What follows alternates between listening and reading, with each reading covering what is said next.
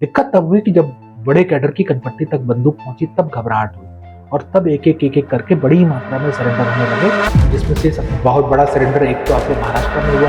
बड़े नेताओं की कनपट्टी तक बंदूक पहुंची तो ये सतीश जो उनका प्रवक्ता हुआ करता था वो फिर मीडिया में आया कि नहीं हम से बात कर लो, हम बात करने के लिए तैयार हैं। आतंकवाद डिसमेंटल होता, आतंकवादी बाहर आने के बाद भी आतंकवादी होता, लेकिन माओइस्ट सरेंडर करने के बाद वो माओइस्ट नहीं रहा। आप याद कीजिए मैडम, वही रणदीप है उसने नेताजी को तेजू का कुत्ता कहा था और उसी तरीके के कार्टून मैगजीन्स पे छपे। जाने वाले सिपाही से पूछो वो कहाँ जा रहा है, कौन दुखिया है जो गा रही है, भूखे बच्चों को बहला रही है, लाश जलने की बू आ रही है, जिंदगी है कि चिल्ला रही है। नमस्कार, मी प्रतिभा चंद्रन आणि तुम्ही बघत आहात नवराष्ट्राचा विशेष पॉडकास्ट. आमच्या पॉडकास्टच्या सिरीजमध्ये आम्ही वेगवेगळ्या लोकांच्या मुलाखती घेतो आणि त्यामधून तुमच्या समोर एक इतिहास आणण्याचा प्रयत्न असतो. कधी ज्वलंत प्रश्न जे आपल्या देशासमोर आहेत त्याबद्दलची चर्चा आपण करतो आणि आज आपण ज्या विषयावर बोलणार आहोत तो सगळ्यात तुम्हा आम्हाला चिंतेचा ठरणारा असा विषय आहे आणि तो विषय म्हणजे नक्षलवादाचा विषय.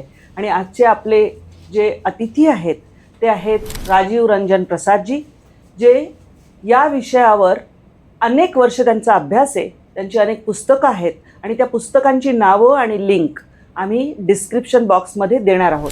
तुम्ही ती पुस्तकं वाचू शकता, कारण मला खात्री आहे की हा पॉडकास्ट ऐकल्यानंतर तुम्हाला निश्चितच या विषयावर अधिक जाणून घेण्याची उत्सुकता वाटणार आहे. राजीव रंजन जी, आपका बहुत बहुत स्वागत है. बहुत बहुत धन्यवाद पूर्णिमा जी.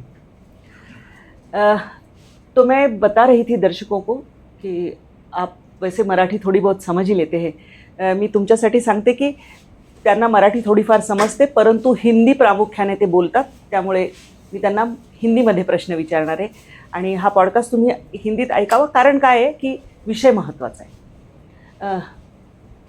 आप एक बस्तर के हो और आपने वहाँ का जीवन जितने करीब से देखा है शायद वैसा किसी ने नहीं देखा. मैं आपको ये जानना चाहती हूँ आपसे पहले कि सबसे पहले आपको लेफ्ट विचारधारा या इसके प्रति आकर्षण कब हुआ? देखिए पूर्णिमा जी, लेफ्ट के प्रति आकर्षण का सवाल नहीं है.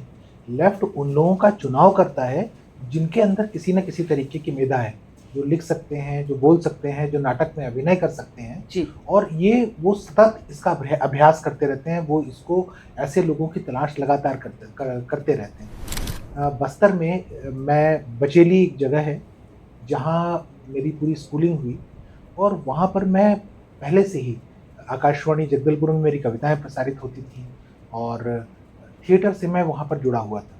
तो वहाँ मुझे इप्टा में जो है आमंत्रण मिला और इप्टा क्योंकि वामपंथ समर्थित जो है नाट्य संस्था है और वहाँ मैं इप्टा से जुड़ करके बहुत समय तक नाटक करता रहा. और चूँकि ये मेरे स्कूल के दौर की बात है तो आप ये बात समझ सकते हैं कि एक स्कूल के विद्यार्थी को इप्टा का उद्देश्य या किस उद्देश्य के लिए कौन से नाटक किए जा रहे हैं वो समझना थोड़ा सा कठिन होता है जी. लेकिन जो नाटक करवा रहा है, जो निर्देशक है, जो जिसने नाटक लिखा है, वो तो जानता है कि उसको लोगों के बीच में कौन सा मैसेज पहुंचाना है और इसीलिए वो इस तरीके के लोगों की तलाश करते हैं जिनसे वो कुछ निकाल सकें और जिनके माध्यम से वो अपनी बात को रख सके, प्रचारित कर सकें.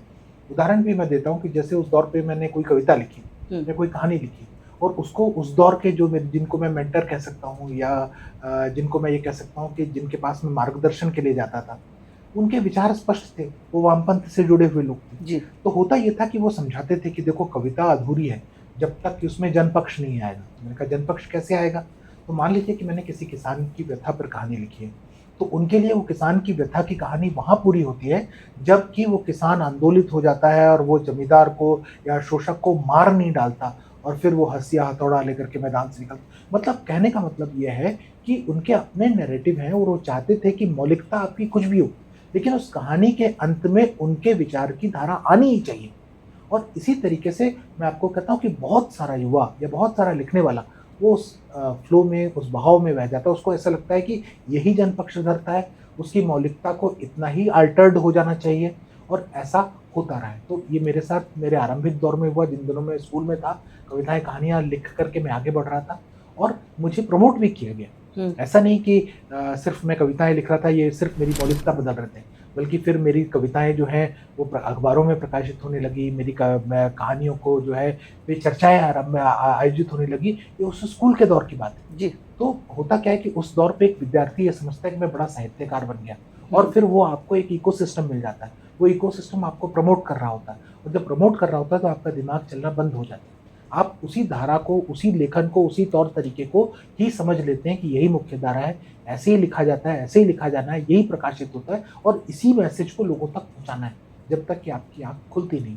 तो केवल मैं ही नहीं, बहुत सारे जो युवा हैं, बहुत सारे लोग जिनके अंदर एनर्जी है, मेधा है, प्रतिभा है, उसको चुना जाता है, चुनने वाले लोग हैं, इकोसिस्टम उनके पीछे पूरा लगता है, और इसी तरीके से जो है लेफ्ट का इकोसिस्टम इस समय पूरे देश भर में फैला है और विस्तरित हुआ है। वैसे देखा जाए तो गृह मंत्री जी ने अभी ये कर दिया कि 31 मार्च को 2026 कि हम नक्सलवाद को ख़त्म कर देंगे पूरी तरह से। वो प्रोग्राम कैसे रहा है, तो हम पीछे के इतिहास में बाद में जाएँगे। मैं अभी का जो है वो जानना चाहती हूँ पहले। देखिए, जब गृहमंत्री अमित शाह जी ने ये कहा कि भाई 31 मार्च 2026 तक हम माओवाद को या नक्सलवाद को पूरी तरीके से समाप्त कर देंगे, जी। तो किसी को भी इस बात का यकीन या भरोसा नहीं था। हुँ। ये 2024 में बोली गई बात थी और उस समय माओवाद अपने चरम पर था।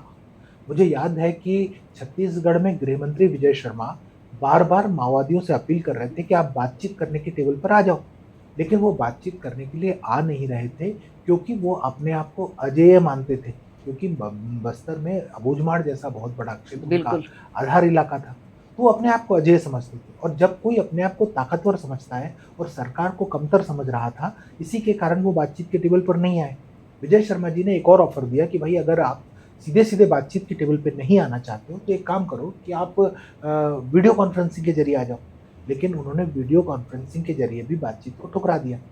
अब आप देखिए कि जैसे-जैसे जो है एक तारीख केंद्रीय गृह मंत्री जी ने जब दी और फोर्सेस उस तरीके से मोबिलाइज़ होना शुरू हुए, जिस समय पूरे देश को लग रहा था कि जब देश भर का काम खत्म हो जाएगा, जब फोर्सेस बाकी सब जगहों से मुक्त हो जाएँगी, तब एक साथ अबूझमाड़ पर आक्रमण होगा।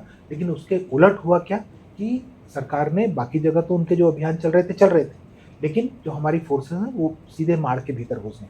हुँ। और एक-एक करके बड़े जो है एनकाउंटर्स होने लगे, बड़े-बड़े माओवादी जो है उसके ट्रैक में आने लगे, और वसवा राजू का मारा जाना, चेलपति आप देखिए कि बिल्कुल, हाँ। गरियाबंद की सीमा पे गया। शुरुआत तो और पहले हो गई थी उनकी घोषणा से पहले, जिस समय मिलिंद तेल तुंबड़े का जो है आपके गढ़चिरौली के पास एनकाउंटर हुआ।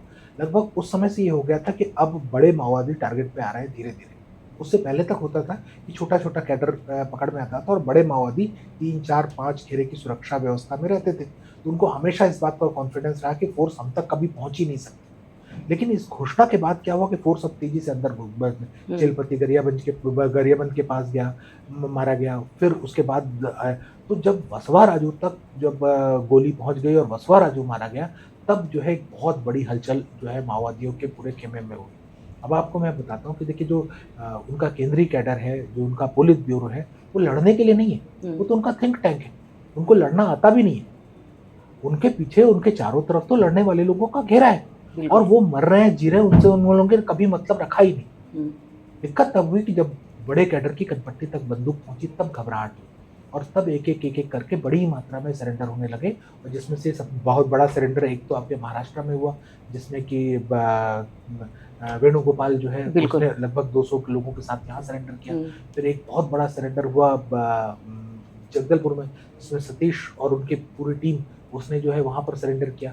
उसके बाद जो है पापा राव तक छत्तीसगढ़ में लगातार एक के बाद एक सरेंडर और एनकाउंटर वो चलते रहे, और जो ऐसा लग रहा था कि असंभव था। अब मैं आपको बताऊं कि जब बड़े नेताओं की कनपट्टी तक बंदूक पहुंची, तो ये सतीश जो उनका प्रवक्ता हुआ करता था, वो फिर मीडिया में आया कि नहीं हमसे बात कर लो, हम बात करने के लिए तैयार हैं।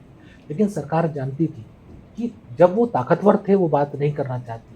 अब सरकार ताकतवर है, अब अनावश्यक रूप से बातचीत में उलझ करके शांति की प्रक्रिया लंबी खींचती चली जाएगी। आपको याद होगा कि जितना भी जिसको हम अर्बन नक्सल कहते हैं, वो एक्टिव हो गए थे। तेलंगाना में जाकर के उन्होंने शांति समूह और शांति समिति जैसे कि संगठनों के बनाकर बातचीत करनी शुरू की। वहाँ मुख्यमंत्री को जो है दबाव में डाला, और किसी तरीके से वो चाह रहे थे कि केंद्र सरकार जो है बातचीत की टेबल पे माओवादियों के साथ आ जाए, क्योंकि बातचीत का मतलब सीज़ फायर होता है। बातचीत का मतलब होता कि सरकार को अपने सारे जो एक्टिविटीज़ हैं, सारे एक्शन से बंद करने पड़ते हैं और तब उनको जो है फ्री स्पेस मिल जाता है काम करने का। तो उस समय सरकार ने इस बात को नहीं माना और फाइनली देखिए कि आज 31 मार्च से पहले-पहले जो है बंदूक वाला नक्सलवाद जो है वो सरेंडर कर चुका था। और लास्टली थोड़ा बहुत जो बचा था अब जो है मिस्र बेसरा झारखंड में उसने भी सरेंडर कर दिया। सरेंडर क्या उसकी तो गिरफ्तारी हो गई और उसकी गिरफ्तारी होने के बाद कोई भी बड़ा माओवादी कैडर बंदूक वाला अब बचा नहीं है। अब जो भी हैं वो अब इधर-उधर जो है बिखर चुके हैं, कभी दोबारा संगठित होने की संभावना नहीं है। ये एक बहुत बड़ा अचीवमेंट उपलब्धि है, जिसके लिए केंद्रीय गृह मंत्री की सोच, विज़न को जो है आपको मानना पड़ेगा और उस इच्छा शक्ति को मानना पड़ेगा। क्योंकि बिना इच्छा शक्ति के आप इतने बड़े नहीं आतंकवाद कर का सकते। दमन नहीं कर सकते। बिल्कुल। एक और बात होती है कि जैसे देखिए, वो बंदूक के नोक पर चले हैं, वो एक आइडियोलॉजी के साथ जिए हैं, उसके साथ उनका पूरा जीवन बीता है। वो अब बाहर आना चाह रहे हैं, कहीं ना कहीं भ्रमित भी हुए या उनको लगा कि मैं गलत कर रहा था। दूसरा, उनको एक मौका भी दिखा शायद कि अगर मैं ये एक ज़िंदगी में आ जाता हूँ तो एक सामान्य ज़िंदगी होती है जिस नागरिक की, उस तरह जी सकता हूँ। लेकिन उनका रिहैबिलिटेशन करना, उनके लिए कोई विकल्प देना, ये बहुत अहम बात होती है। ये विकल्प क्या दिए गए? देखिए इसमें 2-3 चीज़ें हैं मतलब इस प्रश्न को मैं थोड़ा-सा दूसरे तरीके से भी लेना जी। चाहूँगा। दूसरे तरीके से इसलिए कि देखिए जो तेलंगाना और आंध्र प्रदेश से जुड़े माओइस्ट थे, वो बंदूक पकड़ कर के चलने वाले लोग नहीं थे, वो थिंक टैंक थे। Think tanks. उन लोगों ने रेडिकल स्टूडेंट यूनियन होगा, वारंगल यूनिवर्सिटीज़ हो गई, यूनिवर्सिटी हो गई, इसके अलावा आपको जादवपुर यूनिवर्सिटी का भी नाम लीजिए, वहाँ से भी बहुत सारे जो जी। है कैडर निकले, जेएनयू के बहुत सारे जो है थिंक टैंक हैं, इन लोगों ने माओइज़्म को उस अलग तरीके से कंट्रीब्यूट किया है। तो ये जो कंट्रीब्यूटर्स थे, इन कंट्रीब्यूटर्स को आज नहीं तो कल बंदूक वालों की आवश्यकता थी। मैंने एक जो किताब का ज़िक्र मैं करना चाहता हूँ, तेरा राज नहीं आएगा रे, ये बिल्कुल। मेरी किताब है, अभी हाल में जो है प्रभात प्रकाशन से आई है। जी। उस किताब में 75 माओवादियों का हमने साक्षात्कार लिया। जब साक्षात्कार लिया और उसका मैंने सोशियोलॉजिकल एनालिसिस करना आरंभ किया, तो आई वाज़ सरप्राइज़्ड कि माओवादियों का रिक्रूटमेंट अलग तरीके से होता है। एक तो उन्होंने बस्तर क्षेत्र में क्या किया, हर घर से एक लड़का दो।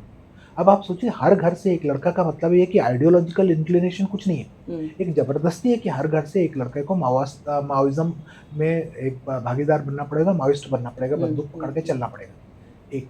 दूसरा, वो जब रिक्रूटमेंट करते थे तो उन्होंने इस बात का ध्यान रखा कि जो उनका रिक्रूटी है, वो 11, 12, 13, 14 साल तक का ही हो। देखिए इससे ज़्यादा जो पढ़ा लिखा इससे ज़्यादा की उम्र का जो व्यक्ति होता है, वो अपना भविष्य देखने लगता है। जी बिल्कुल। लेकिन इससे कम उम्र का जो बच्चा होता है, वो कच्ची उम्र होती है, उसमें आप जैसे चाहे उनको मोल्ड कर सकते हैं।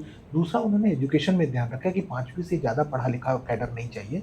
5वीं से ज़्यादा पढ़ा लिखा कैडर वो अपना भविष्य भी देखने लगेगा कि अच्छा मैं स्कूल में लग जाऊँगा, मैं यहाँ चला जाऊँगा, मैं वो कर लूँगा। तो जो 5वीं तक पढ़ा लिखा है, वो अपने आप को सोचा मैं पढ़ा लिखा ही नहीं हूँ, तो उसको भी अपना भविष्य अंधकार में दिखाई देगा। तो फिर वो क्या है कि माओइज़्म जो है, वो उनके लिए एक ऐसा बड़ा ट्रैप हो जाता है, जहाँ उनको अपना भविष्य अंधकार में दिखाई देता है और इनको विकल्पहीनता लगती है कि अब इसके सिवा मेरे पास कोई चारा है नहीं। इसलिए जो माओइस्ट बंदूक वाले कैडर थे, उनमें से अधिकांश वो थे जो परिस्थितिजन्य हैं, जिनका क्रांति से कुछ लेना-देना नहीं था। इसीलिए आप देखिए कि इतना बड़ा मैसिव सरेंडर हुआ इस पूरे 2-3 सालों के अंदर, लेकिन कहीं पर भी आपको किसी भी तरीके की ऐसी आवाज़ या पुनरावृत्ति नहीं हो रही कि नहीं हम बाहर आ गए, अब हमको बंदूक लेके भीतर जाना है। अन्यथा जब कोई भी किसी तरीके का जैसे आतंकवाद डिसमेंटल होता है, आतंकवादी बाहर आने के बाद भी आतंकवादी होता है।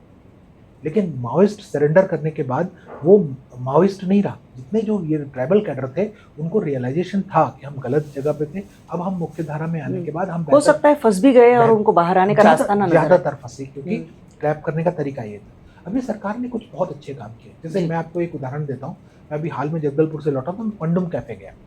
पंडुम कैफ़े जो है वो सरेंडर्ड माओइस्टों के द्वारा चलाया जा रहा है। वही वहाँ पर वेटर हैं, वही वहाँ पर कुक हैं, वही वहाँ पर क्या कहना चाहिए सफाई का काम कर रहे हैं। तो इससे क्या हुआ है कि जब उनका पुनर्वास हो रहा है तो वो एक मुख्य धारा के में समाज के साथ इंटरेक्ट करके उनके साथ कंधे से कंधा मिलाकर जीते हुए वो ये समझ पा रहे हैं कि खुली हवा में सांस लेना कैसा होता है और सम्मान क्या होता है समाज में।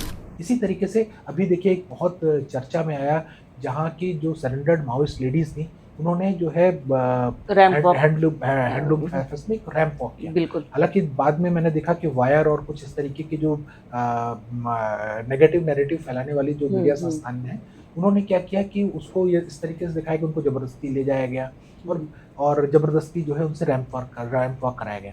यहाँ पर एक और आप इंटरेस्टिंग बात मैं आपको बताता हूँ कि आप अगर उस पूरे रैंप वॉक को ध्यान से देखें जी। तो हर एक के चेहरे पे मुस्कुराहट है। बिल्कुल। ज़बरदस्ती लाए जाने वालों के चेहरे पर ऐसी मुस्कुराहट नहीं होती। हम्म। दूसरा, न्यूज़ पिंच ने एक जो है अभी उन्हीं लोगों से जब इंटरव्यू किया, तब आई वाज़ सरप्राइज़्ड कि वो कह रहे हैं कि नहीं, हमें तो ये पता ही नहीं कि हमारे खिलाफ इस तरीके का नेगेटिव प्रोपेगेंडा हो रहा है। हो रहा है। हमें तो जो है बताया गया, पूरी ट्रेनिंग दी गई, ट्रेनिंग देने के बाद हमको स्टेज पे लाया गया। एंड तभी तो उन्होंने वो प्रदर्शन किया। जो लोगों ने देखा कि जो लोग बंदूक उठाते थे, वो कितना बेहतर तरीके से रैंप वॉक कर सकते हैं, किसी एक दूसरे आइडिया को कितने अच्छी तरीके से पोर्ट्रे कर सकते हैं। जी। तो स्वाभाविक बात है मैडम कि अब सरकार को इनके जीवन यापन की तरफ ध्यान देना पड़ेगा। ये देखिए, कुछ तो डीआरजी में चले गए, जी। कुछ अलग-अलग जीवन यापन का रास्ता अपना रहे हैं, हम्म। कुछ वापस अपने घरों में जाना चाहते हैं, अपनी खेती करना चाहते हैं। वहाँ पर लाइवलीहुड कॉलेजेस की पूरी श्रृंखला है, जहाँ वो अलग-अलग तरीके के हुनर ले रहे हैं, हुनर ले सकते हैं और अपनी सोच का, समझ का बेहतर जीवन जी सकते हैं आगे जाकर। तो इसलिए मुझे लगता है कि अब सरकार प्लान बी पे काम कर रही है और इसीलिए आप देखिए कि सरेंडर्ड माओवाइस्ट के बीच में किसी तरीके का कोई अनरेस्ट आपको नहीं कहीं नजर आया। नज़र आएगा। जी। अन्यथा आपको अनरेस्ट दिखता। हम्म। यहाँ तो आप जो सड़क में मूवमेंट कर रहे हो तो उनको जेल में डाल दीजिए, तो जेल से भी तरह-तरह के जो है नारेबाज़ी आपको सुनाई देती है। मीडिया में आएँगे तो भी वो तरह-तरह की बातें बोलते हैं। लेकिन आपको इस तरीके का कोई भी अनरेस्ट, कोई भी मीडिया प्रोपेगेंडा, किसी भी तरीके की बात नहीं समझ में आ रही। जो बोल रहे हैं वो लोग हैं जो कि अर्बन नक्सल डेफिनिशन के अंदर के ब्रैकेट में आते हैं। जो बोल रहे हैं वो वैसा मीडिया है जो लेफ्ट को सपोर्ट करता है। लेकिन वास्तव में जो लोग सरेंडर्ड हुए हैं, उनकी आप धारा देख लीजिए, उनकी बात देख लीजिए, वहाँ पर आपको इस तरीके का कुछ देखने सुनने के लिए नहीं मिलेगा। तो ये एक पॉजिटिव बात है, सकारात्मक बात है। मुझे लगता है सरकार ने नक्सलवाद को समाप्त करके एक उपलब्धि हासिल की है और जिन्होंने सरेंडर किया है, उनके पुनर्वास को बहुत बेहतर तरीके से देख करके, सोच के, समझ के जो प्लान कर रही है, वो भी एक बहुत अच्छा काम कर रही है। दर्शकांसाठी सांगू इच्छिते की त्यांची जी पुस्तकं आहेत त्यामध्ये याचा सखोल अभ्यास आहे. एका पुस्तकामध्ये 75 असे हार्डकोर जे माओइस्ट होते, माओवादी होते, त्यांच्या मुलाखती घेऊन त्यांनी ते लिहिलेलं आहे. 1000 पानांचं पुस्तक अलीकडेच आलेलं आहे. त्याच्यामध्ये अतिशय प्रत्येक बारकाव्याचा अभ्यास केलेला आहे, कारण जवळून पाहिलेले, स्वतः बस्तरमध्ये राहिलेले आहेत. आणि त्यांनी नुसतं हेच नाही, बस्तरच्या संस्कृतीबद्दल लिहिलं आहे, कलेबद्दल लिहिलं आहे, उत्तम कवी आहेत आणि रंगमंचावरती ते अनेक जे कार्यक्रम आहेत ते करायचे. अशा सगळ्या ह्याच्यातून आलेल्या असल्यामुळे अतिशय अनुभव समृद्ध असा है। राजू जी, मैं पूछना ये चाहूँगी कि हम जब माओवाद या नक्सलवाद की बात करते हैं तो हम सिर्फ 1967 को, 67 को देखते हैं, जो कि मेरी उम्र से 1 साल ज़्यादा। हाँ, तो लेकिन वैसे नहीं है। मैंने हाल ही में, मतलब 16 अगस्त को हमने एक पॉडकास्ट किया था, वो था अबाउट डायरेक्ट एक्शन डे। बिल्कुल। लेकिन डायरेक्ट एक्शन डे की जो पृष्ठभूमि रखी गई उसकी भी एक ये है, और बंगाल में कैसे वो पूरा पहले लेफ्ट वामपंथी धारा कैसे आई, पनपी, कैसे बढ़ी, वो भी हम देख रहे थे। तो एक मैं आपसे चाहूँगी कि ये विचारधारा एक तरह से कैसे आई और फिर वो नक्सलवादी का पूरा दौर कैसे शुरू हुआ, कौन से वो बड़े नेता थे जिन्होंने इसको थिंक टैंक की तरह यहाँ पर प्रमोट किया, फिर केडर बनाया। देखिए पूर्णिमा जी, इसको ना हमको थोड़ा आज़ादी से पहले भी चलना पड़ेगा जी। तो इसलिए कि इस बात को समझना पड़ेगा कि जो बॉम्ब कैडर था उसने कभी भी जो है देश के साथ, स्वतंत्रता आंदोलन के साथ, राष्ट्र की भावना के साथ न्याय नहीं किया। देखिए एक अगर आप देखें कि पेशावर कांड हुआ था, पेशावर षड्यंत्र के नाम से हिस्ट्री में दर्ज है।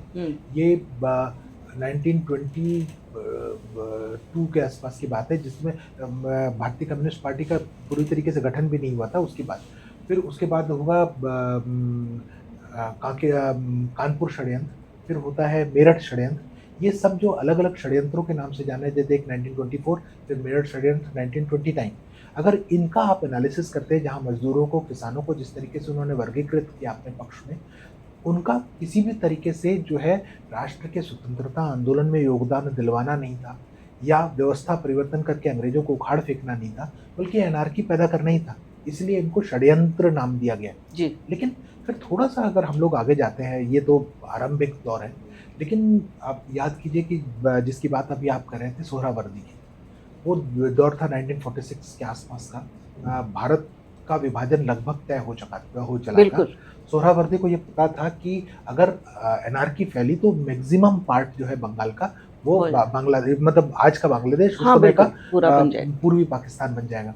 तो उसने जो है एक बहुत बड़ा जो है दंगे को सेल्फ प्रायोजित किया, खुद जो है उसका हिस्सा बना।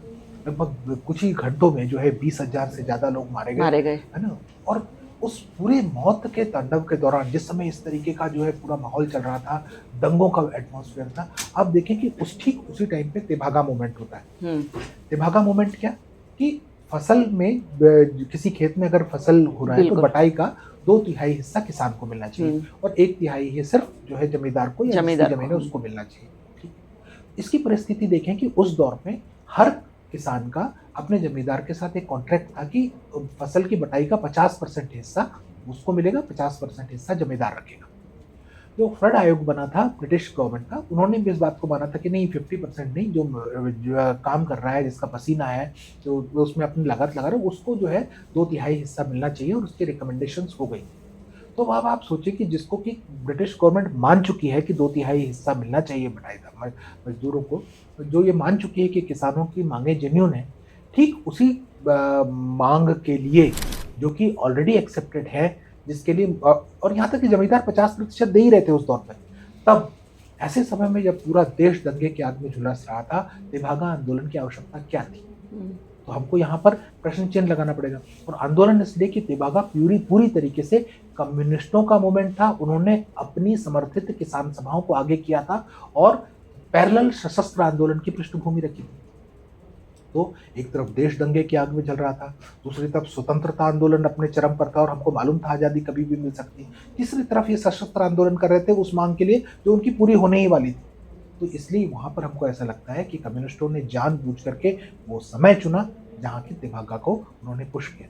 फिर आप देखिए आज़ादी हमको मिली। आज़ादी जब हमको मिली तो रणदिवे जब महासचिव बना हाँ। पार्टी का, उसने क्या घोषणा की? उसने कहा कि भाई ये आज़ादी अधूरी है और हमको सरकार के विरुद्ध संघर्ष करना है। और उसने जिस प्रकार के संघर्ष की वकालत की वो सशस्त्र संघर्ष था। तो इसका मतलब ये है कि उस समय जबकि भारत का संविधान भी अस्तित्व में नहीं आया था, कम्युनिस्टों को भारत की सरकार के साथ किसी तरीके का कॉपरेशन करना ही नहीं था। वो अभी भी मान रहे थे कि हम जो है ये स्वतंत्रता सेनानियों ने जो हमको आज़ादी की सुबह दिलाई है, उससे हमारा कोई वास्ता नहीं है। हम तो जब तक लाल किले पर लाल निशान नहीं लगेगा तब तक हम उसको आज़ादी मानेंगे ही नहीं। और फिर आप देखिए कि निजाम के खिलाफ जब हमारी सेना उतरती है और उस समय तक रजाकारों ने बहुत भयानक आतंक मचा के रखा हुआ था। और ठीक है कि कम्युनिस्टों ने वहाँ पर भी किसान महासभा को एक्टिवेट किया था और ये मूवमेंट भी 46-47 के आसपास, मतलब 46 के आसपास से शुरू होता है और 51-52 तक चलता है। और जब तक कि जब भारत की सेना अंदर जाती है, भारत की सेना के वहाँ जाने से पहले तक उस मूवमेंट में मुझे कुछ तक तो नज़र आता है कि चलो निजाम का जो है पूरा का पूरा अप्रोच तानाशाही वाला था, वो ऑटोक्रेसी थी। निजाम जो है उसने धार्मिक भेदभाव भी अपने यहाँ पर फैला रखा था। जानबूझ कर के जो हिंदू किसान हैं उनके साथ उसका भेदभाव बहुत चरम पे था। इन सबको देखते हुए एक तरीके का अनरेस्ट जेन्युइन समझ में आता है। लेकिन ठीक उसी समय जब भारतीय सेना भीतर प्रवेश करती है और भारतीय सेना निजाम का तख्ता पलट देती है और भारत का तिरंगा निजाम के महलों पर लहराने लगता है, उसके बाद भी ये जो आंध्र सभा है वो क्यों हथियार नहीं छोड़ती समझ में नहीं आता, बल्कि वो सेना के विरुद्ध सशस्त्र मूवमेंट में शामिल हो जाते हैं। और 51-52 तक ये सशस्त्र संघर्ष उनका भारतीय सेना के विरुद्ध चल रहा था।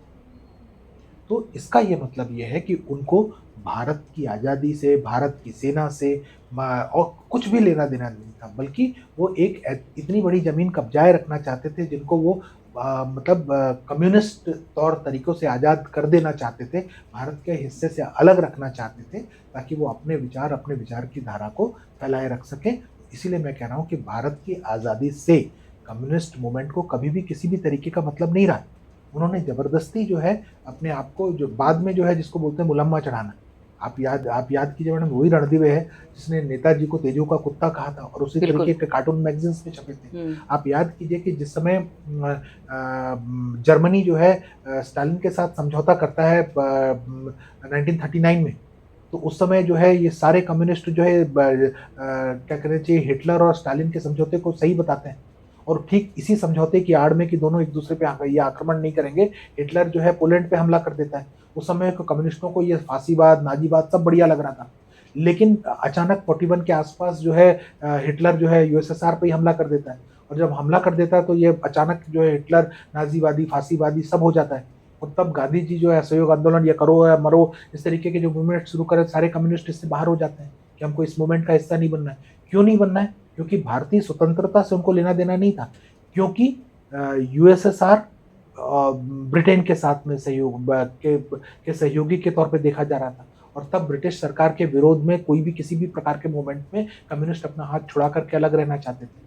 तो इसीलिए मैं कह रहा हूँ कि आज़ादी से पहले से लेकर के और नक्सलबाड़ी के बाद तक आपको इन कम्युनिस्टों को बहुत गंभीरता से सोचना पड़ेगा। इन्होंने देश की प्रगति में, देश की आज़ादी में, देश के लिए कोई योगदान नहीं दिया, बल्कि अपने एक दिवा स्वप्न को लेकर के जीते रहे कि एक दिन चीन की तरह या एक दिन रूस की तरह हम जो है लाल निशान, लाल झंडे, लाल तख्तों के नीचे खड़े रहेंगे।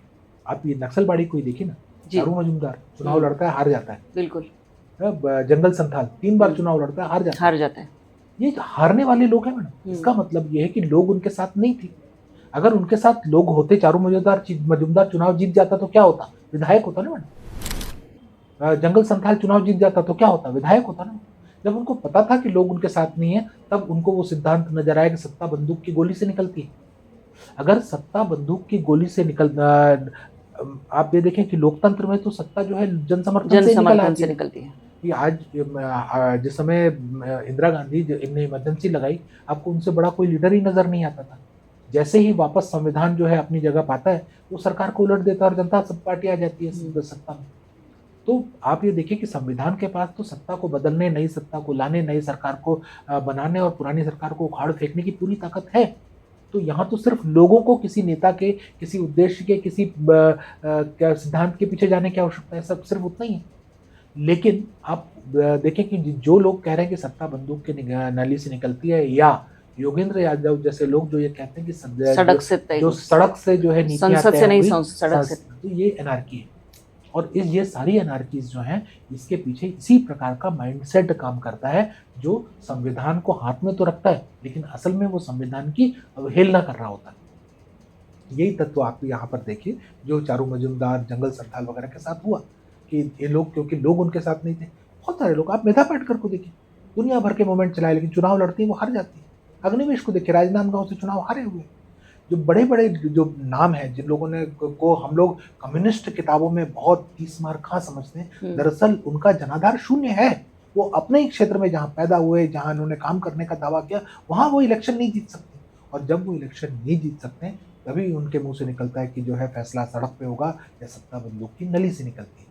यहाँ इस बात को हमको समझना होगा, ये वही प्रकार की एनार्की है जो जानती है कि संविधान उनका रास्ता नहीं। एक और मैं ये जानना चाहती हूँ कि रेड कॉरिडोर बसा कैसे, और इनके टारगेट कौन थे, कि ये 4 या ये 3 वर्ग है जिनको हमको टारगेट करना है, जो हमारे साथ खड़े हो सकते हैं, और उनकी कौन सी मजबूरी इन्होंने पकड़ी, या उनको किस तरह से ब्रेन वॉश किया कि अपनी साथ जोड़ लिया।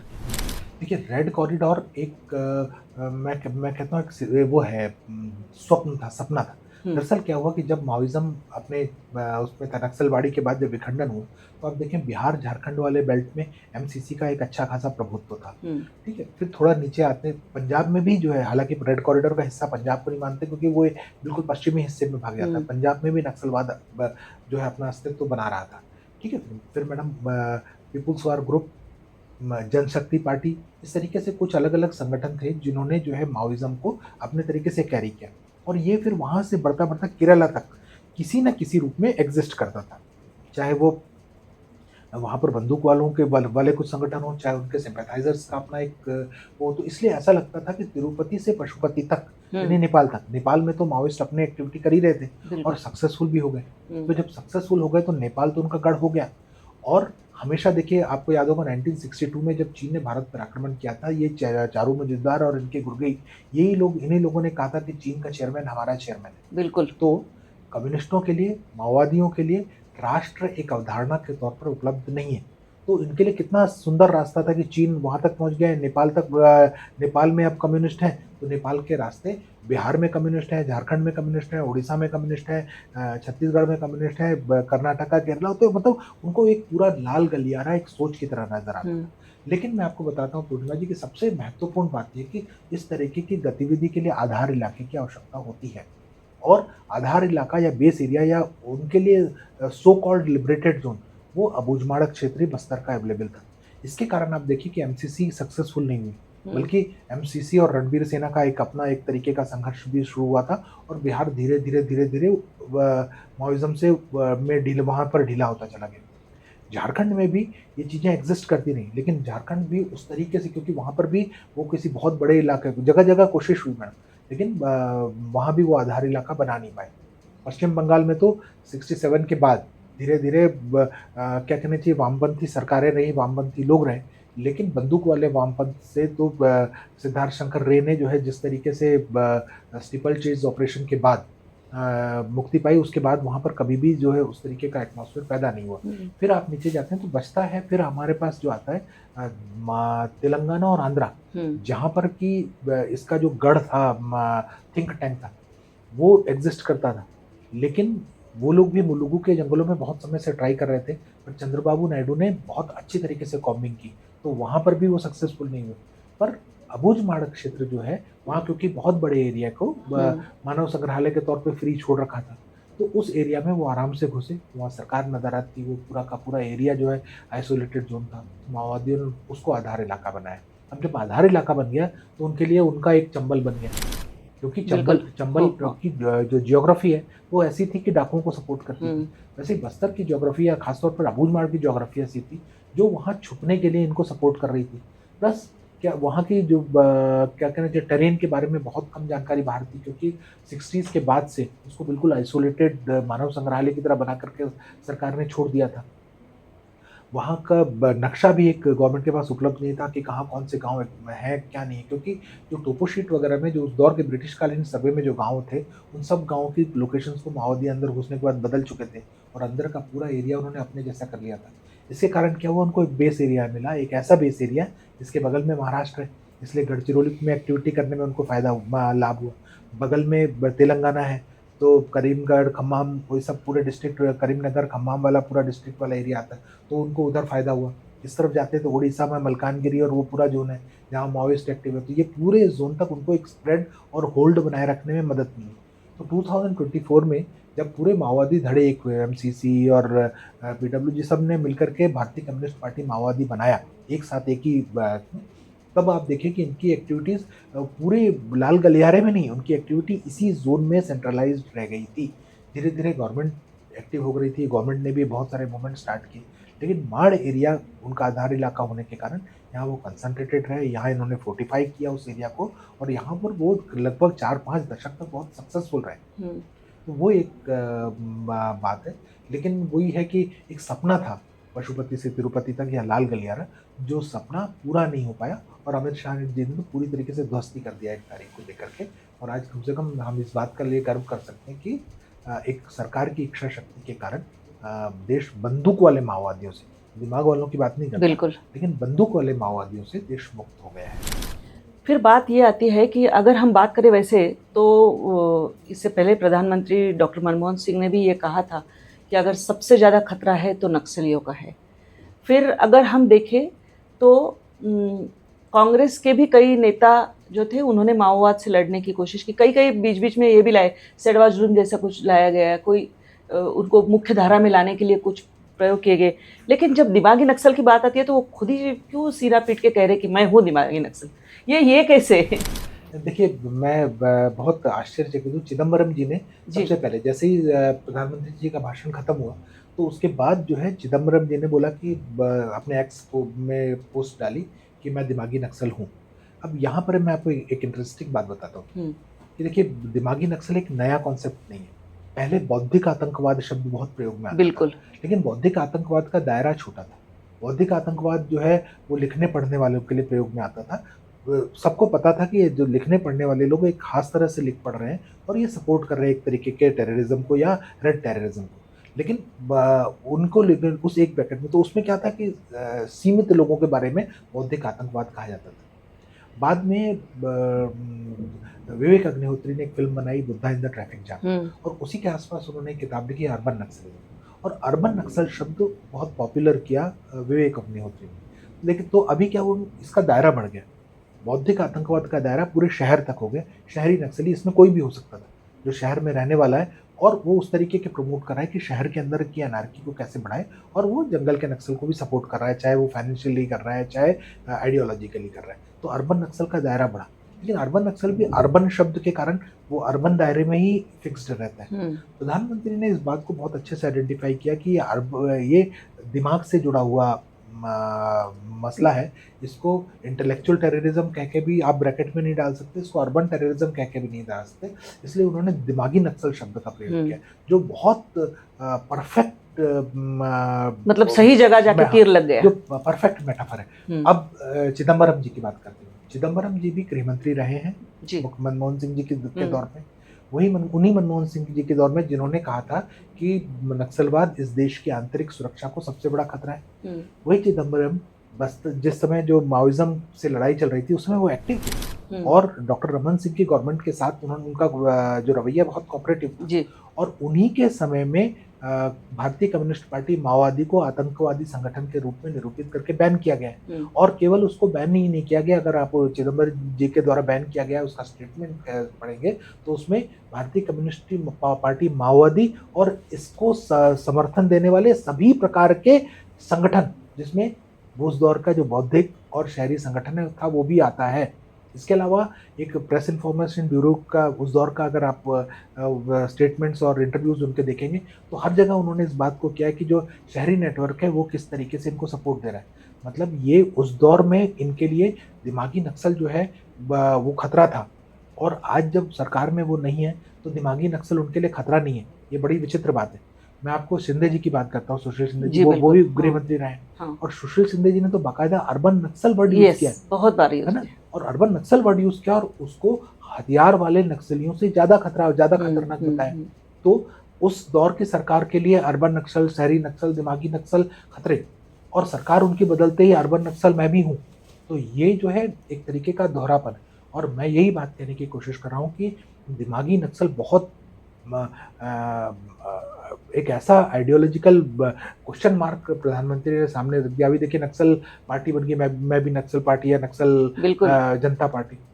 एक्चुअली ये दिमागी नक्सलियों का जनगणना है कि आप कितने उनके मेंबर हैं, आपको बहुत सही वर्ड आपने इस्तेमाल किया है। आपको इस जनगणना में पता जाए, खुद ही आके हम रजिस्टर करें शहर में जैसे नाम लिखवाते हैं, जनगणना है। तो भैया देखिए इस समय देश की जनगणना भी चल रही है, तो अच्छा है कि देश को पता चले कि भाई इस जनगणना में दिमागी नक्सल कितने हैं और कितने वो लोग हैं जो इस देश के साथ है, इस देश की व्यवस्था के साथ है, इस देश की शांति के साथ है, प्रगति के साथ है। तो ये दो कितने एनार्की के साथ है, कितना एनार्की के साथ नहीं है, ये इस जनगणना से पता चल जाएगा। इसलिए हमको भी अच्छा है ना कि दिमागी नक्सलियों की जनगणना हो रही है। मैं भी नक्सल। और मज़ेदार बात यह है कि जितने लोग कह रहे हैं कि मैं भी नक्सल, हमको भी पता है कि ये दिमागी नक्सल ही हैं। इनके काम में, इनकी गतिविधि में, कई फिल्मकार हैं, उनकी फिल्में देखिए, उनका काम देखिए, उनके स्टेटमेंट्स देखिए, जो मैं भी नक्सल चिल्ला रहे हैं। हमको वो बोले या ना बोले, हमको पहले से मालूम है कि आप उसी ब्रैकेट का हिस्सा हो जिसके लिए प्रधानमंत्री ने दिमागी नक्सल शब्द का इस्तेमाल किया है। तो यहाँ पर बहुत महत्वपूर्ण है, और पहचान भी जो है, वही मैं कह रहा हूँ कि प्रधानमंत्री ने तो एक शब्द बोला लाल किले से, लेकिन देखिए कि सारे जो है बिल्कुल अपनी पहचान देते हुए खड़े हो गए। ये बहुत महत्वपूर्ण है, और ये बहुत सही जगह पे चूट है, जो कि आज के दौर में महत्वपूर्ण है। पूर्णिमा जी इसलिए महत्वपूर्ण है कि बंदूक वाले नक्सल ने तो अपने हथियार रख दिए, लेकिन दिमाग वाले नक्सली जो है अभी इतनी जल्दी हथियार रखने के लिए तैयार नहीं है। तो ये किसी न किसी तरीके से संगठित होने की कोशिश करते रहेंगे, किसी न किसी तरीके से इस देश की जो दरारों के भीतर उसको चौड़ा करने के लिए अपने लिए लगातार प्रयासरत रहेंगे। देश के भीतर ऐसा वातावरण बनाए रखने का हमेशा प्रयास करते रहेंगे जिससे कि एनार्की हो, जिससे कि अव्यवस्था फैले, जिससे कि किसी प्रकार का दंगे का एनवायरनमेंट हो, किसी तरीके के अशांति का वातावरण पैदा रहे, ताकि जो है इनका अपना उद्देश्य पूरा होता रहे। और इनका उद्देश्य वही है, देश में व्यवस्था परिवर्तन हो जाए और हम जो है लाल किले पर लाल निशान लगाने में समर्थ हो सके। इससे कम इनको कुछ भी मंजूर नहीं है। आप ये आज 10 मांग लेके आएंगे, आप 10 पूरी कर दीजिए, अगले दिन 12 लेके और खड़े हो जाएंगे। 12 पूरी कर दी, अगले दिन 25 लेकर और खड़े हो जाएंगे, क्योंकि इनको मांगों से कुछ लेना देना नहीं है। ये जो है किसी मांग के लिए नहीं खड़े हैं, ये उद्देश्य के लिए खड़े हैं, विचारधारा के लिए खड़े हैं। इसलिए यहाँ पर इनकी पहचान अलग आवश्यक है, और इनका भी अपनी जो दिमागी बंदूकों को रखना बहुत ज़रूरी है, और उसके लिए जो है प्रयास बहुत ज़रूरी है। इसलिए पहला आइडेंटिफिकेशन जो हो रहा है, तो वो बहुत महत्वपूर्ण है। मैं आपसे एक पूछना चाहूँगी कि वो कहा जाता है कि if you are not a communist at the age of 25 you don't have a heart, if you are still a communist at the age of 35 you don't have head. तो हार्ट से हेड आपका heart जहाँ आपका अटक गया था, उससे head कब जाग गया, वो पूछना चाहती नहीं हूँ। बिल्कुल, देखिए ये मतलब ये साधारण बात है। असल में क्या होता है कि युवावस्था के समय पर एक एनर्जी आपके अंदर होती है, और मैंने आपको जब आपने पॉडकास्ट शुरू किया तो जो पहला क्वेश्चन किया था, उसी समय मैंने आपको बताया था कि जी। वो आइडेंटिफाई करते हैं जी। उस युवा को जिसके अंदर ऊर्जा है, जो लिख सकता है, बोल सकता है, अभिनय कर सकता है, अपनी बात को दमदारी के साथ रख सकता है, वो ऐसे लोगों को आइडेंटिफाई करते हैं। और आइडेंटिफिकेशन, और फिर क्या होता है कि देखिए अपने परिचित होना भी जो है एक नशा है। तो जब युवा जो अपने आप को बहुत अपग्रेडेड महसूस करता है, उसको लगता है कि मैं जीवन में कुछ कर रहा हूँ, मैं बदलाव का रास्ता बन रहा हूँ, मैं इस देश में व्यवस्था को बदलने का एक टूल बन, तो उस समय वो बहुत गर्वित, बहुत गौरवान्वित होता है। धीरे-धीरे करके उसे समझ में आता है कि दरअसल वो फँस गया है, दरअसल वो ट्रैप में है, दरअसल उसने अपने जीवन के बहुत महत्वपूर्ण हिस्से बर्बाद कर दिए। एक विचार के साथ में, एक सोच के साथ में, एक षड्यंत्र के साथ में, है ना? मैं एक उदाहरण आपको देता हूँ। ये उदाहरण मैं अपने कई वक्तव्यों में मैंने जी दिया है, बिल्कुल। लेकिन मैं यहाँ एक बार फिर दोहराना चाहता हूँ। जिस समय हम लोग नाटक वगैरह किया करते थे, मैं इप्टा से जुड़ा हुआ था पहले, और बैलेडिला में हम एक नाटक कर रहे थे। हल्ला बोल सफदर हाशमी का बड़ा नाटक है, और कांग्रेस गवर्नमेंट के दौर टाइम पे उसकी हत्या भी इसी हल्ला बोल नाटक के लिए हुई थी। मैं सूत्रधार की भूमिका निभाया करता था। जब हम नुक्कड़-नुक्कड़ नाटक किया करते थे, तो हम लोग एक जनगीत गाया करते थे। वो जनगीत था, जाने वाले सिपाही से पूछो वो कहाँ जा रहा है। जाने वाले सिपाही से पूछो वो कहाँ जा रहा है। कौन दुखिया है जो गा रही है, भूखे बच्चों को बहला रही है, लाश जलने की बू आ रही है, जिंदगी है कि चिल्ला रही है। जाने वाले सिपाही से पूछो वो कहाँ जा रहा है। ये गीत हमसे थानों के आगे, या ऐसी जगहों से जहाँ फोर्स की मूवमेंट होती है, जहाँ नक्सलवाद के विरुद्ध जो है मूवमेंट चल रहा हो, तो ऐसी जगहों पे सिपाहियों के आगे गाने के लिए हम लोगों को प्रेरित किया जाता था। बहुत समय के बाद मेरा धीरे-धीरे माओवाद से जब नक्सलवाद बहुत चरम पे आया, जब मैंने देखा कि बस्तर में बहुत हत्याएँ हो रही हैं, और जब मैंने इस बात को महसूस किया कि ये हत्याएँ गलत हैं, हम उन्हीं वो मतलब ये जो पूरा का पूरा क्षेत्र उनका है, ये जल उनका, जंगल उनका, ज़मीन उनकी, और उन्हीं के नाम पर और इन्हीं नारों के नाम पर उन्हीं लोगों की हत्याएँ हो रही हैं, तब जो है मेरा दिमाग खुला। एक लेखक संवेदनशील तो होता ही है, आज नहीं तो कल वो जागेगा ही जागेगा। इसीलिए आप देखते हैं कि बहुत सारे लोगों का मोह भंग हुआ है। तो ये जो इसी दौर में अचानक जो है मेरी निगाह से ये कविता फिर से गुजरी। उस दौर पे तो हमने कभी इसको टटोला नहीं था कि कब ये और क्यों कहाँ से लिखी आई गई। ओरिजिन के? लेकिन बाद में जब मुझे पता चला कि ये 1942 के आस-पास लिखी गई है, तो द्वितीय विश्व युद्ध का चल रहा था तब। ये कवि ने इसलिए लिखी थी कि भई द्वितीय विश्व युद्ध में भारतीय सेना किस देश के विरुद्ध लड़ रही है, कहाँ लड़ रही है, किसके खिलाफ लड़ रही है, जी। किन लोगों के लिए लड़ रही है, कुछ अता-पता नहीं। तब उसने लिखा था, जाने वाले सिपाही से पूछो वो कहाँ जा रहा है। और हम उनको कहाँ गा रहे हैं? अपने सिपाहियों के सामने, कि भई तुम कहाँ जा रहे हो? इन दोनों जाने में अंतर है। तो वही मैं कह रहा हूँ कि ये एक कितना खतरनाक बौद्धिक टूल है, जिसका इस्तेमाल वामपंथी बहुत अच्छी तरीके से। मैं कहता हूँ कि नरम वामपंथ, गरम वामपंथ जैसा कुछ भी नहीं है। दरअसल ये एक सोच है, एक आइडियोलॉजी है, जो पॉलिटिकल आइडियोलॉजी है। बंदूक और दिमाग दोनों ही बैलेंस्ड वे में एक साथ चलते रहते हैं, और उनका उद्देश्य कभी भी दिग्भ्रमित नहीं हुआ है। वो ब्रिटिश इरा से उसी उद्देश्य के लिए काम कर रहे हैं, और आज के दौर तक उसी उद्देश्य के लिए वो प्रतिबद्ध रहे। ये तो बेहतर है कि सरकार ने जो है बहुत सोचते समझते इसके बंदूक वाले नक्सलियों को बंदूक रखने पर बाध्य कर दिया, और दिमाग वाले नक्सलियों को भी पीछे धकेला है। आप याद कीजिएगा। आपको लगता है पीछे धकेला है? क्योंकि अभी हाल फिलहाल जैसे इनके टारगेट ग्रुप अगर हम देखें तो ट्राइबल्स है, कहीं कुछ एक फॉल्ट लाइन ढूंढ लेते हैं, किसान हैं, छात्र है, युवा है, कहीं एक फॉल्ट लाइन ढूंढ लेते हैं, बहुत जेन्युइन होती है वो फॉल्ट लाइन, और वहीं पर आपका बुद्धिभेद किया जाता है। अभी आपको नजर नहीं आ रहा है कि देश बिल्कुल। में क्या हो रहा नहीं, है? बिल्कुल आपने सही प्रश्न किया है कि मतलब देखिए, पहले इन लोगों ने मज़दूरों और मज़दूरों के आस-पास अपना जी। पूरा पूरा मूवमेंट चलाया। लेकिन औद्योगिकरण धीरे धीरे आगे बढ़ता गया, मशीनें आधुनिक होती गई, सरकार की नीतियां मजदूरों के पक्ष में बनती चली गई, हम्म, तो धीरे धीरे मजदूरों का साथ उनका छूटता चला गया। मजदूर उस तरीके से उनके साथ नहीं जुड़ रहे थे। फिर उन्होंने किसानों को मोबिलाइज किया।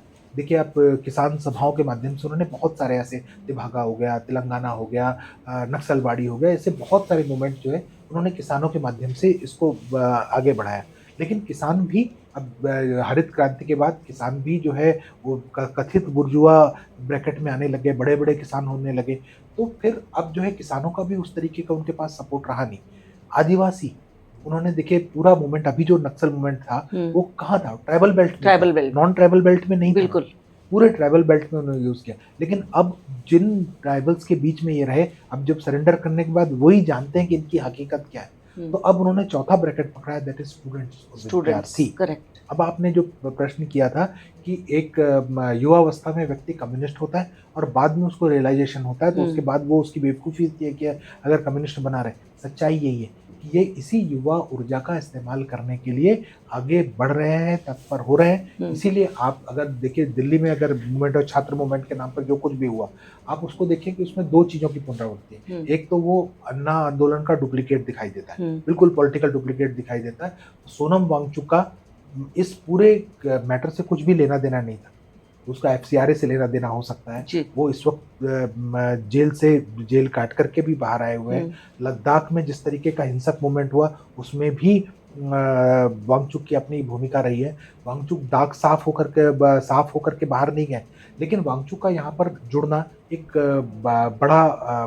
लेकिन वांगचुक अन्ना हजारे बन के यहाँ पर पहुंचे थे और दिव्य अपने आप को केजरीवाल का डुप्लीकेट। ये आम आदमी का जो पूरा मोड ऑफ ऑपरेंडी का डुप्लीकेसी थी। सेम टूलकिट, हाँ, लेकिन एम्पलीफाइड वे में। लेकिन उसी के बगल में आप देखिए कि एसएफआई भी अपना डफली लेकर के खड़ी थी। बिल्कुल। चंद्रशेखर रावण भी के और उनके समर्थक भी अपने तरीके से काम कर रहे थे। और जब पत्थरबाजी हुई तो पुरानी दिल्ली से भी एक मॉब जो है वहां पर चला हुआ था। तो आप वहां पर देखें कि वो एक उद्देश्य अलग था और प्रतिपादन अलग तरीके से हो रहा था। बात छात्र की होनी थी, बात में बात मोदी प्रधानमंत्री मोदी को गंदी गंदी गालियां देने से हो रही थी। बात वहां पर उमर खालिद के समर्थन में हो रही थी। बात वहां पर दुनिया भर की हो रही थी। आंदोलन देखिए, झारखंड ने आंदोलन सिखाया है। झारखंड में छात्र आंदोलित हुए, उनके पास एक डेफिनेट उद्देश्य था। उस डेफिनेट उद्देश्य के पूरा होने तक वो वहां पर लामबंद रहे। उनका लीडर वहां पर भूख हड़ताल पे था, लेकिन उनका लीडर वांगचुक नहीं बन सका। उसके लीडर को वो वेटेज नहीं मिला, ना उतना मीडिया कवरेज मिला। छात्र सफल हुए और छात्र सफल होने के अगले दिन वो आंदोलन डिसमेंटल हो गया। स्टूडेंट्स को यही चाहिए था कि भाई परीक्षाएं ठीक तरीके से हुई नहीं, फिर से परीक्षा हो और पढ़ने वाले विद्यार्थियों को उनकी जगह मिली। जैसे ही जो है सरकार झुकी और सरकार ने कहा कि एग्जाम्स फिर से होंगे, स्टूडेंट अपने अपने घर में गए, किताबें खोल करके बैठे कि जब अपॉर्चुनिटी आएगी तो हम पढ़ेंगे और हम उन जगहों पर जाएंगे अगर हम उस एग्जाम में आगे क्लियर करते हैं। और वहां पर यह आंदोलन खत्म हो गया। निश्चित उद्देश्य था, निश्चित तरीके से लड़ा गया, शालीनता के साथ लड़ा गया, किसी गलत तरीके के लोगों को मंच नहीं दिया गया, कोई अलग तरीके के नारे नहीं लगे। ऑब्जेक्टिव क्लियर था और ऑब्जेक्टिव सक्सेसफुल रहा। और सक्सेसफुल हो जाने के बाद उस आंदोलन से कोई नेता नहीं निकल करके बाहर है कि हम चुनाव लड़ेंगे। वो डाइवर्ट नहीं हुआ कि अगले दिन से हम स्कूलों के ऊपर चलेंगे, हम इधर चलेंगे, हम उधर चलेंगे। ये एक आंदोलन होता है, उसकी प्रकृति होती है, जो इनहेरेंट होता है, जिसके जो एक स्पेसिफिक मोटिव के लिए होता है, मोटिव सॉल्व होता है और उसके बाद शांति हो जाती है। लेकिन जब वो आंदोलन नहीं होता, प्रोपेगेंडा होता है जिसके साथ टूल किट शामिल होती है, वो कभी भी शांत नहीं होता। फिर उसमें से नेता निकलने शुरू होते हैं, उनको पॉलिटिक्स को भी इन्फ्लुएंस करना होता है, उनको एक ना एक। और देखिए, मुद्दे जेन्युइन ही होते हैं, जेन्युइन ही उठाने पड़ते हैं, जेन्युइन ही उठाए जाते हैं। अगर वो जेन्युइन मुद्दे नहीं उठाएंगे तो फिर उनको जस्टिफिकेशन नहीं मिलेगा। उनको फैलानी तो एनार्की है, लेकिन अपने हर कदम का जस्टिफिकेशन भी चाहिए। तो इसीलिए उसी जस्टिफिकेशन के लिए वो मुद्दों के साथ में इस तरीके से चीज़ों को कनेक्ट करते जाते हैं। इसीलिए नीट का मुद्दा खत्म हुआ तो भाई स्कूलों की हालत सुधारो। स्कूल वाला मुद्दा अगर मान लीजिए खत्म हो जाएगा तो फिर वो कोई और मुद्दा लेकर के खड़े हो जाएंगे। लेकिन धीरे धीरे एक्सपोज भी हो रहे हैं। अभी वो एक वीडियो बहुत वायरल है जिसमें इनका जो नेता है दिख के वो किसी स्कूल में जाता है तो पता चलता है कि जिस स्कूल में बैठा हुआ है उस स्कूल के तो बच्चे हैं ही नहीं, किसी और के वहाँ पे बच्चे आए हुए हैं। इसका मतलब है कि आप जो कर भी रहे हो, जो मीडिया के सामने दिखा रहे हो, वो भी एक तरीके का प्रोपेगेंडा है, सरप्राइजिंग और शेमफुल। आपको शर्म भी नहीं आ रही कि आप इस तरीके की हरकतें कर रहे हो और वो चीज़ें लोगों के सामने एक्सपोज हो रही है। जयपुर में आप स्कूल में चले गए, आपका अधिकार क्या है? आप गार्जियन तो हो नहीं, आप स्कूल के इंस्ट्रक्टर भी नहीं हो, डीसी भी नहीं हो, फिर आप हो कौन? फिर आप कहोगे कि मैं आम नागरिक हूँ। तो आम नागरिक के पास आरटीआई है, आप इस्तेमाल कीजिए। लेकिन नहीं, आप इनको कानून के दायरे में रहना ही नहीं है ना। वही मैं कह रहा हूँ ना, संविधान तो आपको दे रहा है संविधान का प्रावधान। कानून ही नहीं मानना है। आपके पास प्रावधान है ना, आप आरटीआई लगाइए और आरटीआई से आपको उस स्कूल की सारी जानकारी मिल जाएगी। आप सरकारी स्कूलों के तो पीछे पड़े हो, तो सरकार तो बाध्य है सारी जानकारी देने के लिए, तो आपको जानकारी देगी। आप पचासों की भीड़ लेकर के आप उसके पीछे क्यों पड़े हो? आप क्या करना चाह रहे हो? तो इस प्रकार जो है कि अव्यवस्थाएं जो है, और ये एक बड़ा टारगेट है यहाँ पर, इसको बहुत गंभीरता से देखना चाहिए, समझना चाहिए, और इसको बहुत शक की निगाह से देखना चाहिए। देखिए, ग्रेटा थनबर्ग पर बहुत बड़ी पर्यावरणविद मानी बिल्कुल, जाती है, हाँ, लेकिन उसी के पास से एक टूल किट लीक हुई है, बिल्कुल। और तब हमको समझ में आता है कि पर्यावरण तो एक छद्म चेहरा है, इसके पीछे इनका उद्देश्य कितना। वो टूल किट बताती है कि कैसे करो, कैसे मीडिया में जाओ, किस तरीके से जो है क्या ट्विटर होना चाहिए, क्या उसकी लैंग्वेज होनी चाहिए, मतलब पूरा का पूरा जो है मूवमेंट कैसे चलाना है, उसकी आइडियोलॉजी वो टूल किट लोगों के सामने कर देती है। अभी आप उसी टूल किट को उठाइए और जो कुछ दिल्ली में हो रहा है उसमें जो है आप उसको सामने रख करके आप टिक करते जाइए, आप देखेंगे कि बिल्कुल वही रिप्लिका है। केजरीवाल अन्ना हजारे मॉडल का रिप्लिका से ये पूरा का पूरा मूवमेंट हुआ। ग्रेटा थर्मर की टूल किट जो है उस तरीके से इसका पूरा विचार विस्तार आपको देखने के लिए मिल रहा है। तो मतलब डीप स्टेट, मतलब लेफ्ट आइडियोलॉजी, मतलब बहुत सारी चीज़ें जो हैं वो एक साथ यहाँ पर इसको वो हमको देख रही हैं। ये जेन्युइन आंदोलन होता तो खत्म हो चुका होता। भाई आपको इस्तीफा चाहिए था, इस्तीफा भी मिल गया था, अगले दिन ये वो खत्म हो गया। अब नहीं, अब इस्तीफा नहीं, अब हमको तो जो है हर स्कूल में चाहिए, अब उनको अब प्रिंसिपलों का भी इस्तीफा चाहिए, क्या कहना चाहिए, स्कूल प्रबंधन का भी इस्तीफा चाहिए। और फिर ये मुद्दा अगर मान लीजिए ये भी इस्तीफे हो गए, मैंने आपको उस समय कहा था कि अगर आप इनकी 10 मांगे मांग लेंगे तो अगले दिन 12 के साथ आएंगे, आप 12 मांग लेंगे तो 25 के साथ आएंगे, क्योंकि इनको समाधान चाहिए ही नहीं। ये लोग समाधान के लिए काम कर ही नहीं रहे, ये लड़ने के लिए काम कर रहे हैं, अनारकी फैलाने के लिए काम कर रहे हैं, ये इस देश की दरारों को चौड़ा करने के लिए काम कर रहे हैं, ये अव्यवस्था ही फैलाना चाहते हैं। यहाँ हमको डरना चाहिए, सहमना चाहिए, सोचना चाहिए, और इन लोगों को ठीक से पहचानना चाहिए। तभी जो है, इसीलिए मैं कह, क्योंकि युवा है, एनर्जेटिक है, वो इनके प्रभाव में आ रहा है, बातों में आ रहा है। वहाँ पर हमको बिल्कुल क्लीन, बिल्कुल साफ साफ जो है पिक्चर या चेहरा इनका सामने रखना बहुत ज़रूरी है। समानांतर रूप से जो है, जो बौद्धिक लोग हैं, जो जानते हैं कि असल में सच्चाई क्या है, उनको बार बार इस पर बात करनी चाहिए। अब पीढ़ी को बार बार मोटिवेट करना चाहिए। जिस तरीके से उनका ब्रेन वॉश हो रहा है, वहाँ पर काउंसलिंग की बहुत आवश्यकता है। ये सब चीज़ें हमको समानांतर रूप से करना चाहिए। इसमें एक प्रबुद्ध नागरिकों को सोचना चाहिए, वरिष्ठ लोगों को सोचना चाहिए, सरकार को भी ध्यान देना चाहिए। नहीं तो वो लगातार इनके हाथों में खेलती रहेगी, एक दिन के बाद दूसरे दिन, दूसरे दिन के बाद तीसरे दिन, लगातार ये यही करते रहेंगे, यही इनको करना है। इसी के लिए ट्रेंड होकर के भारत में भी आए हैं, या यहाँ के लोग जो उनके साथ में जुड़े हुए हैं, वो पूरे इसी तरीके के पॉलिटिकल माइंडसेट के साथ ही काम कर रहे हैं। तो दिमागी नक्सल जो है, जो शब्द प्रधानमंत्री ने इस्तेमाल किया था, वो केवल एक शब्द नहीं है, दरअसल वो पूरी आइडियोलॉजी को उन्होंने सिर्फ एक शब्द में कॉइन करके हमारे सामने रख दिया है। इस शब्द पे बार बार सोचने की ज़रूरत है, बार बार ध्यान देने की ज़रूरत है, तभी जो है हमको इसका समाधान मिलेगा। आपने इतने सारे, मैं ये आखिरी सवाल रहेगा कि आपने इतने सारे माओवादियों के को करीब से देखा है, फिर उनके साथ में आपकी बातचीत हुई है, आपने कईयों के साथ में साक्षात्कार किए हैं, किसकी वो कहानी है जो आज के युवाओं ने ज़रूर जाननी चाहिए, ताकि उनको ये समझ में आए कि किस तरह से कोई एक चक्रव्यूह में फंस जाता है और अब निकलने की जब कोशिश करता है तो उसको पता चलता है कि नहीं, मेरी जान जाएगी लेकिन मैं निकल नहीं पाऊँगा। देखिए, बहुत सारी कहानियाँ और बहुत दर्द भरी कहानियाँ, मैंने जी। 75 कहानियाँ, जो 75 साक्षात्कार किए हैं, और 75 के 75 वो साक्षात्कार हैं जिनको पढ़ने के बाद ये महसूस होता है कि ये लोग किस तरीके से एक जाल में फंसे हुए थे। देखिए, मेरी किताब का शीर्षक है तेरा राज नहीं आएगा रे। जी।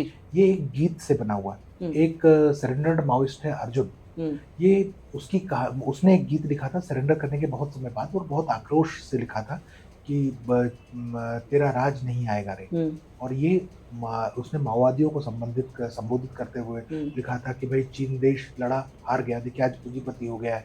भारत में जगह जगह लड़ाई हुई, हार गया है, क्योंकि कम्युनिज्म को लेकर के, उस थॉट प्रोसेस को लेकर के लोग अब बहुत आगे चलने वाले हैं नहीं। तो ये पूरा एक गीत है। मैंने अर्जुन से जब पूछा तो अर्जुन ने अपनी कहानी बताई। दरअसल वो DVCM लेवल का माओइस्ट था, जो एक तरीके से माओइस्ट का मिडिल मैनेजमेंट आप मान सकते हैं। और हुआ क्या कि माओवादी जो है आमतौर पे जो है परिवार शादी तो करने देते हैं, लेकिन बच्चे पैदा करने नहीं देते। अनफॉर्चुनेटली संगठन में रहते हुए उसकी वाइफ प्रेग्नेंट हो गई, और प्रेग्नेंट होने के बाद इस दंपत्ति को ऐसा लगा कि नहीं, हमको इस बच्चे को रखना चाहिए, पालना चाहिए। तो उन्होंने संगठन के साथ आर्ग्यू भी किया। आर्ग्यू करने के बावजूद संगठन ने ये किया कि दोनों को अलग, ये सब पूरे संगठन और आर्ग्यूमेंट में 4 साढ़े 4 महीने से ज़्यादा हो गए थे। दोनों को अलग अलग दल में भेज दिया, और दोनों को अलग अलग दल में भेजने के बाद जो लेडी है इसको जो है वो किसी क्वैक के पास ले गए और उससे उसका अबॉर्शन करा दिया। बच्चे को तो खैर मरना ही था। आप ये सोचें कि 4 साढ़े 4 महीने की प्रेग्नेंट को आप किसी डॉक्टर के पास जाए तो वो ऑपरेशन करने से इनकार कर देगा। बिल्कुल। कोर्ट भी इजाज़त नहीं देगी अगर मान लीजिए कोई कि जो है इसको अबॉर्ट किया जाए। इन्होंने अबॉर्ट कराया, बच्चा तो खत्म हुआ, लेडी की जान भी खतरे पे आ गई। और ऐसी स्थिति में अर्जुन को बोला गया कि जाओ आप अपनी वाइफ से अब मिल लो। उसने जब वो वापस गया तब वो मेंटली जो है उसका जो है ब्लॉक टूटा। तब उसको समझ में आया कि जो कुछ भी मैं कर रहा था दरअसल क्या था, किसके लिए लड़ रहा था। मानवीयता तो है नहीं, संवेदनशीलता तो है नहीं, उसका क्या मानवाधिकार नहीं है। और तब वो वहाँ से जब भाग करके उसने अपना सरेंडर किया है, और सरेंडर करने के बाद उसका जो आक्रोश है वो हमको दिखाई देता है। वो हमको साफ साफ जाता है। उसके गीतों में, अनपढ़ लड़का है, उसने 2000 से अधिक माओवादी गीत लिखे थे, और अब जो वो गीत लिख रहा है वो उसकी व्यथा है, उसकी वेदना है, जिसका कि शब्द मेरी किताब का जो शीर्षक है तेरा राज नहीं आएगा रे, वो उसी के गीत से मैंने लिया है। तो ये तो एक कहानी है, ऐसी असंख्य कहानियाँ हैं, बहुत सी ऐसी कहानियाँ हैं जिनको सुन करके जो है आपको आपने बस्तर फिल्म देखी होगी। हाँ, बस्तर फिल्म में एक पूर्व माओवादी के इर्द गिर्द घूमती पुष्पा, जिसकी कहानी को में रखा गया है। ये वास्तविक घटना है। इसके पति के खून से उन्होंने स्मारक को की पेंट उसी वीडियो से करवाया माओवादियों ने। आप मानवाधिकार का ऐसा ब्रूटल हनन कभी देख सकते हैं, सोच सकते हैं? तो जब इस तरीके की चीज़ें हम माओवादियों के माध्यम से देखते हैं, उसको भी जस्टिफाई करने वाले लोग हैं, और उसको जिस तरीके से जस्टिफाई किया जाता है वही इंटेलेक्चुअल टेररिज्म है। और वो जस्टिफाई करने के बाद अपने आसपास हाँ हाँ बोलने वालों का ऑरा बना लेते हैं, यही अर्बन टेररिज्म है। और ये जो व्यापक होकर जंगल तक पहुंचता है, उसकी पूरी कनेक्ट में जितने दिमाग शामिल होते हैं, यही दिमागी नक्सल है। तो दिमागी नक्सल बहुत खतरनाक शब्द है, और बहुत अच्छी तरीके से कॉइन हुआ है। हमको परिभाषा को मतलब इस शब्द को परिभाषित करना चाहिए, और इससे सतर्कता की बहुत आवश्यकता है। सतर्क राहण्याची गरज आहे। कारण काय की नक्षलवादी आपण बघितलं की जी चळवळ सुरू झाली त्यामध्ये त्यांनी जसं राजीवजींनी आपल्याला सांगितलं की 12-13 वर्षाच्या मुलांना ते घेतात, जास्त शिक्षण नसलेलं, ज्यांना विचार करण्याची क्षमता कमी असते, आणि तेव्हापासून त्यांचा बुद्धिभेद केला जातो। आणि तो बुद्धिभेद तुमच्या समाजासाठी, कुटुंबासाठी, राष्ट्रासाठी, सगळ्यांसाठी घातक असा आहे। त्यामुळे तुमच्या आमच्या घरामध्ये जेन अल्फा त्याच्यानंतरची जी पिढी आहे त्याबद्दल आपल्या सगळ्यांना सतर्क राहणं गरजेचं आहे। आणि त्यासाठी काय करणं गरजेचं आहे तर वेगवेगळ्या प्रकारे हा जो मारा तुमच्या मुलांवर होतोय, आपल्या पुढच्या पिढीवर होतोय, त्याबद्दलची खबरदारी बाळगणं गरजेचं आहे। तुम्हाला मी निश्चित सांगेन की सरांची पुस्तकं अवश्य वाचा, आणि नक्षलवादाचा हा जो भयानक चेहरा आहे, हा वेगळी वेगळी रूपं घेत आपल्यासमोर कुठे ना कुठे येत राहतो, तो वेळीच ओळखा। एवढं निवेदन करत, एवढी विनंती करत हा व्हिडिओ जास्तीत जास्त लोकांपर्यंत पोहोचवा। तुमची मतं अवश्य कळवा। तुम्हाला काही प्रश्न असतील ते अवश्य तुम्ही कमेंट बॉक्समध्ये सांगा, म्हणजे मी ते सरांकडनं त्याचे उत्तर घेण्याचा प्रयत्न करीन। आणि चॅनलला सबस्क्राईब करायला विसरू नका। आमच्या पॉडकास्टच्या प्रत्येक सिरीजला तुमचा उदंड प्रतिसाद लाभतो, तो तसाच राहू द्या। आपका बहुत बहुत धन्यवाद।